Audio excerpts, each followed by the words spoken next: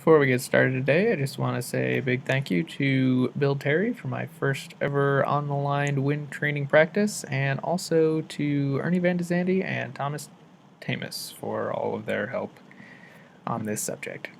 Thanks!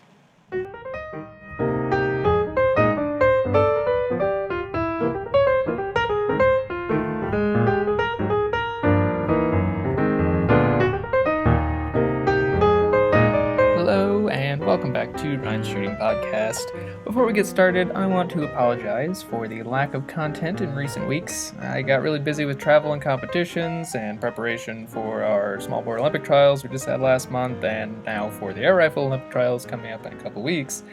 Plus, I had a few important tests I had to prepare for and take, so this program kind of got put on the back burner.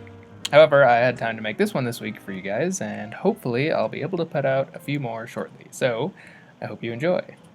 Today, we're talking about something that is quite relevant, considering we are now really getting into the outdoor competition season for small bore, and that is wind. There aren't very many resources out there to try and learn how to shoot in the wind, and especially not much for our type of 50-meter precision .22 shooting, so I'm hoping this episode will shed some light on the subject for you and make you a bit more confident when you get to those outdoor matches and the wind picks up. Okay, so the first thing you want to know about the wind is that yes, of course, it affects our bullet's point of impact on the target. However, it is not just as simple as a wind from the left moves your bullets to the right and a wind from the right moves your bullets to the left. In general, that's pretty close, but there's a little bit more nuance to it than that. Now, most of us are pretty familiar with the idea that the lands and grooves in our rifle barrels cause our bullets to spin or spiral through the air like a football, with the idea being to create better stability and a more accurate and precise grouping. However, this spinning causes a difference in air pressure between the top and bottom of the bullet, and when you introduce wind, it can create unexpected effects for someone who doesn't know or doesn't anticipate it. So what effect does wind from different directions have? Well, a constant breeze straight from your right to the left will actually result in a bullet impact on the target at about the 10 o'clock position, assuming you're sighted in for a 10.9 in perfectly calm conditions. In other words, a wind coming from the right will push your bullet left and a little bit high. If the breeze is coming directly from the left, your bullet's going to be pushed to about the 4 o'clock position, so to the right and a little bit low. So those are the major trends you want to consider when adjusting your sights for wind changes or for when calling your shots. When it comes to wind either straight towards you or straight away from you, things can get a little bit more unpredictable. In my experience, based on the way ranges are normally constructed, you don't typically see that type of wind very often, and when you do, it's only going to be for a few seconds. During that time, the best strategy is just to wait a minute, because those wind in those directions can do odd things to the flight of your bullet and is not as straightforward as wind from the left or right. You're better off just waiting for your original condition to return. Okay, so that pretty much covers how your bullet reacts to wind direction. But how do we tell what the wind is doing in the first place? Well, if you're shooting international style, you're going to have wind flags placed about 1/3 and 2/3 of the way down the range. I don't know exactly what the rules say about how far away they're placed from the firing line, but they're about 1/3 and 2/3 of the way down. Basically, they're going to blow in the direction of the wind, easy enough. Pay attention to both the direction of the wind, or both the direction that the wind is blowing the flags and the velocity with which the wind is blowing. Flags hanging straight out to the side, parallel to the ground, are going to have a lot more effect on your bullet than wind pushing your flag, just, barely pushing it. Also, consider whether the flag is wet or dry. If it starts raining halfway through your match, the flag is going to get heavier since it's going to be saturated with water, and it's going to take a greater velocity of wind to cause it to move. And while we're on the topic of rain, no, a little bit of drizzle is not really going to affect your bullet. If it starts to total downpour, then yes, you might want to wait a minute to see if it lets up, but in general, rain isn't something you have to worry about. Alright, back to wind. We mentioned how there are two rows of flags, one close and one far. Generally, the closer row of flags is going to show the wind that is going to cause the greatest effect on the bullet, because it causes a deflection the furthest away from the target. Makes sense, right? Normally, however, the front flags and back flags will be doing generally the same thing, so you can kind of just take it all in as one picture.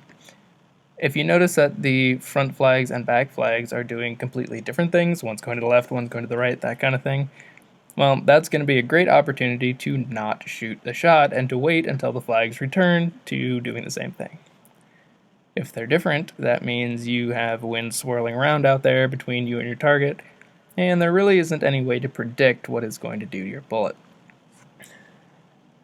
Another thing regarding the two rows of flags is that on some ranges, such as down at Fort Benning, where USA Shooting hosts its national championships every year, and normally a World Cup every year, some ranges like that will have wind screens every 4 or 5 points or so that go about halfway down the range, and the idea there is to, keep the wind down.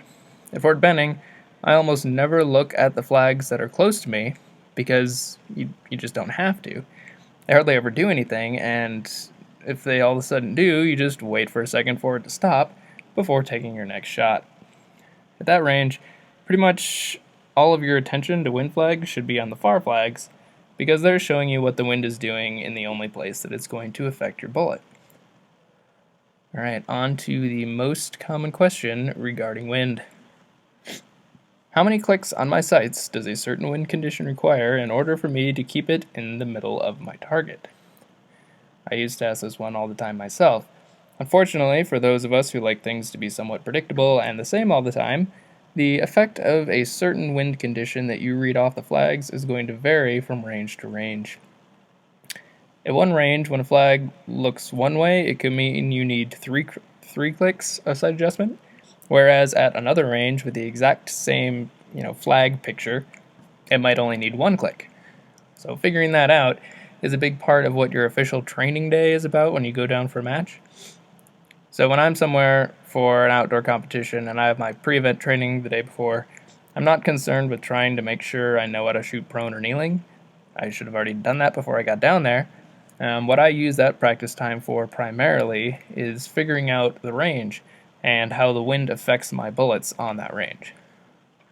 My recommendation is that you get down in prone, determine the prominent wind condition for that day, sight in for it, and then when you see the wind change, shoot shots with no sight adjustment and see what it does to your shot placement on the target. They probably won't be 10s, and that's fine, that's the point. Figure out what the wind changes do to your bullets on that range and make a mental note of it. I do the same thing in finals too. We get those 5 minutes or whatever for sighters, and part of what I'm doing there is to try and shoot in those changes to see what the wind is doing to my bullets right then, so I know how much I'll need to click if I have to shoot through those wind changes for record. Okay, so now we're going to get into something that practically nobody takes advantage of or pays attention to, really. So, first of all, yes, you can shoot good scores outdoors just by going off the wind flags for your sight adjustments. People do it. However, if you really want to get all the information on the wind that you can, you also need to consider mirage. Mirage is those little wavy lines you see on a hot day coming off the ground or maybe an asphalt road or over the desert. It's caused by a distortion of light as a result of different layers of different temperature air. Essentially, if the sun is out, you will be able to see at least some mirage generally closer to the ground. However, in 50-meter rifle shooting, you won't be able to see it unless you use a spotting scope. That's right, the thing you didn't think you'd need to bring to the national championships because Fort Benning Range is all electronic targets. Well, if you really want to be good at the wind, you need to bring your spotting scope. Focus it on the target, and then bring back the focus just a little bit towards you so that the target looks a little bit blurry. And right there you should be able to see those little wavy lines. You should be able to see that mirage. What you'll notice is that the mirage shows you what the wind is doing. It's almost like you can see exactly how the air is moving. Also, you're going to see the wind changes in the mirage before you see the wind changes in the flags, because the flags have weight and they take a second to respond to the wind, whereas the mirage is literally the air, so its movement is, of course, simultaneous with the wind. If the mirage goes to the right, the wind is going to the right, and if the mirage goes to the left, the wind is going to the left, and your bullets will respond appropriately. One other condition is that of calm wind. In a totally calm wind situation, you'll see that the flags hang straight down and that the mirage goes straight up in what is called a boil, because that's what it looks like. It looks like the air is boiling. If you shoot in this condition, your group will trend a little bit high and a little bit inconsistent. Ideally, you want to be shooting in a constant wind condition of just a little bit to the right or left to dissipate that boil, because it does tend to cause that little bit of inconsistency in your grouping. Now you might say, well, that's cool, but it doesn't really seem necessary. I have the flags to look at, and it's less of a hassle, and who cares if it's a second or two later to respond? Well, there's a little bit more to it than just what I've told you already. The mirage is a distortion of light, right? So that means it's also distorting the way you see your target. Consider this. If you have an overcast day, there is no mirage, and the only thing you have to go by for wind is the flags. If the flags go to the right, your bullet impacts down at the 4 o'clock position on the target, right? Basically impacts to the right. Okay, well, now take away the clouds and bring in the sun, which brings in the mirage, but keep the exact same wind conditions. Now, not only do you have the same wind pushing your bullet, but now you have that very slight distortion of the light downrange, which is causing you to think that your target is at one place, but actually it's in a very slightly different position from where you perceive it, so your bullet impacts even further off the absolute center of the target than your last shot. Now this effect is not large, in fact it's very small, but it is something to be aware of and something to take into consideration when you make your sight adjustments. One way to think about it is that if the sun is out and the mirage is present, you have lighter bullets, so they're more affected by the wind. And then when the sun goes away and the mirage goes away, you have heavier bullets and they're less affected by the wind. That's just kind of a way to think about it. Also, mirage can be heavy or very light, depending on the heat, time of day, humidity, those type of things. And the more intense or more thick the mirage appears, the more it is distorting the light, and the more effect it's going to have on your bullet placement.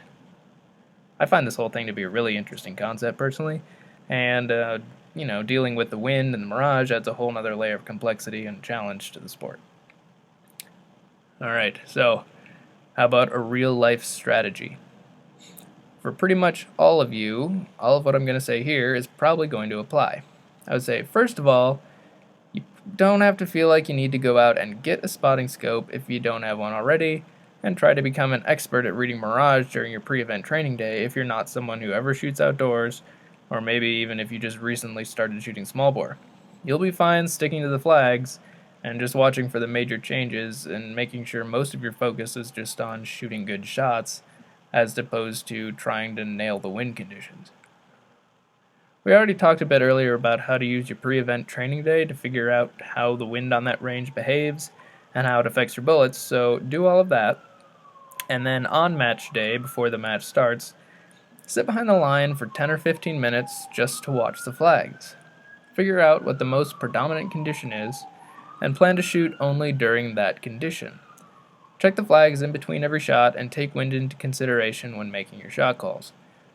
Keep your eye on the clock to make sure you don't run out of time, but in general, if the wind switches directions, wait for it to come back to your condition rather than trying to make a big sight correction. Little corrections are fine, a click here and a click there, but don't be trying to chase the wind all over the place whenever it happens to change. Also, especially if you're kind of a novice at wind, listen for shots up and down the line from all your competitors. If everyone all of a sudden stops shooting, you should probably stop shooting and wait for a minute too, because maybe something about the conditions changed that you didn't recognize. Finally, recognize that in general, wind conditions become more severe as the day goes on. At 8 in the morning, there probably isn't going to be any wind, but by 10 or 11 it could have picked up quite a bit. So understanding this trend, you can plan your match around it. You really don't want to get caught in bad wind if you can help it, so plan on not dawdling around during your match. Make your position changeovers quick and efficient, and try to get through that match at a pretty quick pace so you can avoid what will probably be worse conditions toward the end of the competition as the day goes on. Don't be recklessly fast and cause your determination to finish your match quickly cause you to shoot poor shots, but just be in the state of mind to get your shooting done quickly and efficiently. I guess ultimately here, your number one priority is to just shoot good shots. Holding in the center and having a smooth execution will oftentimes get you a lot more points than putting a ton of energy into trying to figure out every detail of the wind and having less than stellar basic technique. And that's essentially it. That's what I have for you on wind. A lot of shooting in the wind is sort of like an art form. It takes a while to figure out and a lot of practice to get really comfortable with. But those are the basics that can be explained through words pretty well from one person to another. So try including these things in your match plan if you have any outdoor competitions this summer, and I hope you enjoy the challenge. Talk to you all later.